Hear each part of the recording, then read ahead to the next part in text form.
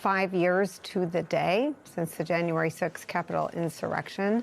Those who lived through the deadly violence that day are refusing to let Donald Trump rewrite their stories. From former Capitol police officers to House Democrats on Capitol Hill, and even one rioter who served time in prison and rejected Donald Trump's pardon was invited to speak today at the hearing marking the 5-year anniversary. Here she is, wanting to set the record straight and offer an apology for her role in the violence that day. Accepting that pardon would be lying about what happened on January the 6th. I am guilty.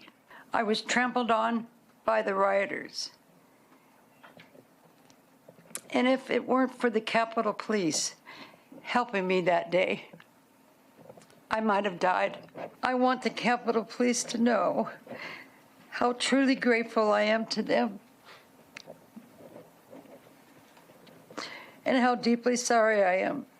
I can't believe people are still disrespecting you and trying to lie about January the 6th. I'm going to bring in our dear friend, retired Capitol Police Officer Harry Dunn. Hi there, my friend. How are you? And what do you think of that? Happy New Year. Hey, it's been a while, Nicole. How are you? I'm good. I miss you. I miss you. It's been too long. Yeah, you too. I was in there when that happened, and begrudgingly, I guess, accept the apology, like move on, like, okay. I struggle with it, though, because you're part of the reason why the worst day of my life and a lot of people's lives happened. You're part of it. And just because you said sorry, yeah, I forgive you, right? It's the right thing to do. I don't want to hold hatred in my heart. I don't have any, ill will towards it. But people like that, even if you acknowledge it, like I've said on this program before, Nicole, like, yes, there are people that probably got caught up in the moment. There are people that didn't plan on getting carried away like they did on January 6th. That's fine. But you're still responsible for your actions. And just I'm sorry or refusal. I'm glad that she recognized the wrong of her ways. I'm thankful for that. But it's just, all right, now what?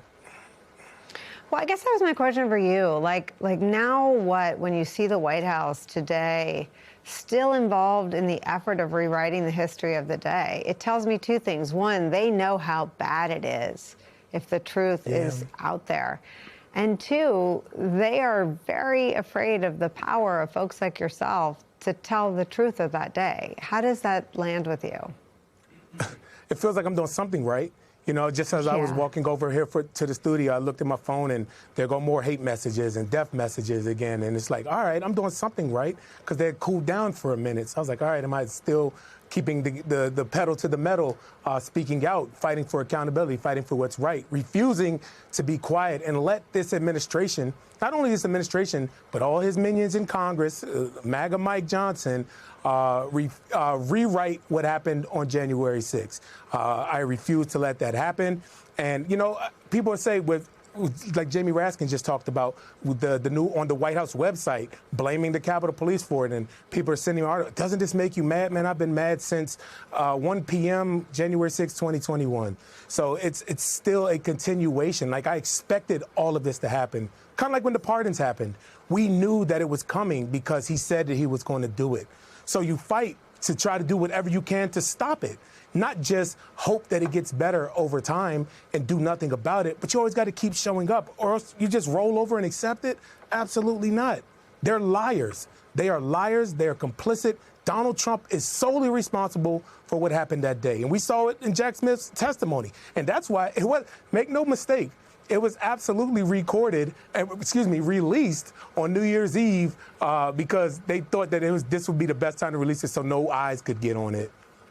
Yeah, we tried to get around that a little bit today by playing it right here. Yeah. Let me ask you one more question about hope, because we've talked a lot about the impact on all of our mental health to have the lying come from the highest levels of one of the two parties.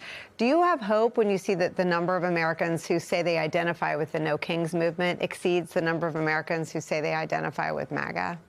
I'm so glad that you asked about hope, because we talk a lot about like sad things that make you angry, what's everything that's going wrong in this world right now. And, you know, it's just been disappointment after disappointment after disappointment. But yes, absolutely. I mean, sure, I hoped that on November the 4th or 2024, November 5th, whenever the election was, that people would have realized it then. Not that it would have taken a year for people to have buyer's remorse, but I am thankful. Yes, you finally get it. We are coming around, and people are starting to understand. I really wish it was a lot sooner because we could have prevented this. This could have been prevented. But that does give me hope, Nicole. It shows me that people actually care, people actually engaged. And I've always been one to say, I don't know how this is going to turn out. I don't know if we're going to survive 3 more years of Donald Trump. I don't know. Yeah. And anybody that says that they do, they may mean the best, but they don't know. But I do know that if we don't show up, if we don't continue to have hope and keep on pushing forward and trying to fight back and right this wrong, if we don't do that, we have no chance, and we absolutely will not overcome this.